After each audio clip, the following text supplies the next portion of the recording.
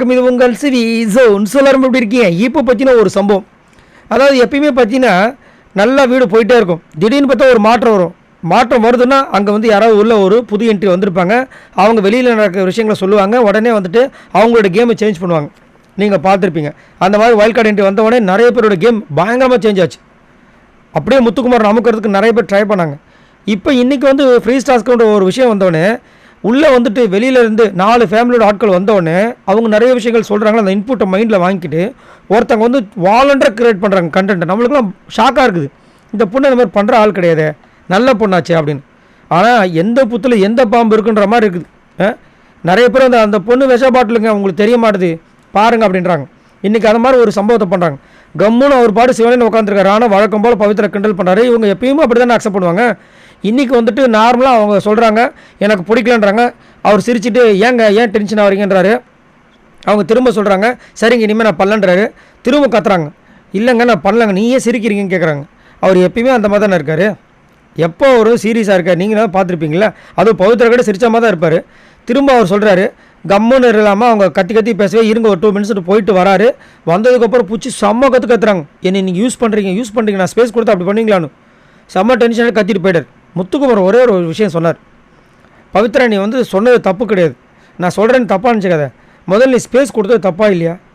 ஸ்பேஸையும் கொடுத்துட்டு திடீர்னு அவன் வந்து அப்படி பேசுகிறான்னு சொல்லிட்டு அங்கே வந்து இது பண்ணுவோம். அவனுக்கு என்ன பண்ணுவான்? அதனால தான் அவன் போகிறான்.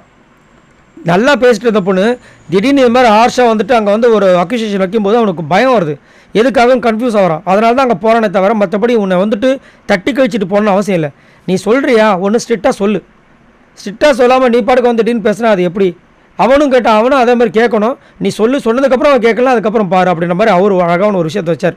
ஏன் அப்படின்னா இது வரைக்கும் பார்த்தீங்கன்னா ராணுவக்கிட்ட வந்து இவங்க ஸ்பேஸ் எக்கச்சக்கமாக இவங்களே கொடுத்துட்டாங்க.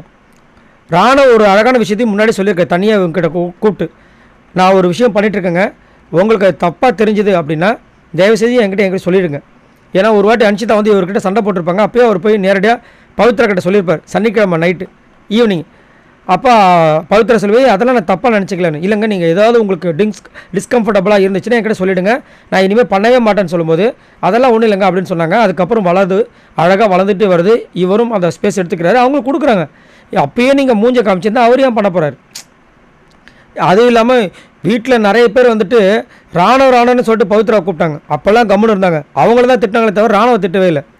அப்போயே அவங்க நிறுத்திருக்கலாம். அப்போல்லாம் நிறுத்தாமல் இப்போ வந்துட்டு எல்லாரும் வந்து சொல்லிட்டாங்க நானும் ஒரு கண்டென்ட்டை பண்ணுறேன்னு சொல்லிட்டு இங்கே வந்து பண்ணால் இந்த மாதிரி நிறைய பேர் கலாய்க்க தான் செய்வாங்க. ஜாக்லின் கேட்குறாங்க இல்லை அவன் எப்பயுமே நீ ஃப்ரெண்டாக தானே அவங்ககிட்ட பேசுவேன், திடீர்னு அவங்ககிட்ட வந்து அந்த மாதிரி பேசும்போது அவனுக்கு என்ன புரியும்? நீ அதை முதல் பொலைட்டாகவே சொல்லியிருக்கலாம்ன்ற மாதிரி அவங்களும் கேட்குறாங்க. ஏன்னா எல்லாருக்குமே ஷாக் ஆகுது. ஜெஃப்ரி வெளியே வராரு. ஜெஃப்ரிக்கு ராணுவ கண்டாவே பிடிக்காது.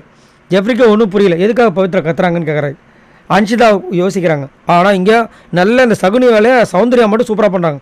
இதுதான் ராணுவ பற்றி எல்லாம் புரிஞ்சுக்குங்க. என்ன புரிஞ்சுக்கிறது? ராணுவ பற்றி இந்த அம்மா சொல்லி தான் நம்மளுக்கு புரிஞ்சுக்கணுமா? ஆனால் போங்கடா அப்படின்ற மாதிரி இருந்துச்சு. சரி நீங்கள் உங்களோட கருத்தை சொல்லுங்கள். பவித்ரா இந்த மாதிரி பண்ணுவாங்க சத்தியமாக நினச்சி பார்க்கலாம். ஆனால் முத்துக்குமார் சூப்பராக சொன்னார். நீங்கள் ஒன்றும் ஸ்பேஸ் கொடுக்கக்கூடாது, இல்லை அவர்கிட்ட சொல்லிடணும். ஸ்பேஸையும் கொடுத்துட்டு அவர்கிட்ட சொல்லாமல் இது எப்படி எந்த கணக்கில் வரும்? நீங்கள் ஜாலியாக பண்ணுற மாதிரி தான் அவரும் எடுத்துப்பாருன்ற மாதிரி சூப்பராக சொல்லியிருக்காரு. இதை பற்றி என்ன நினைக்கிறீங்க? பவித்ராவோட இந்த திடீர் அந்த சண்டைக்கு என்ன காரணம், உருவ மாற்றத்துக்கு என்ன காரணம் நினைக்கிறீங்க? மறக்காம கமெண்ட்ஸ் பண்ணுங்கள். பாய் நண்பர்களே.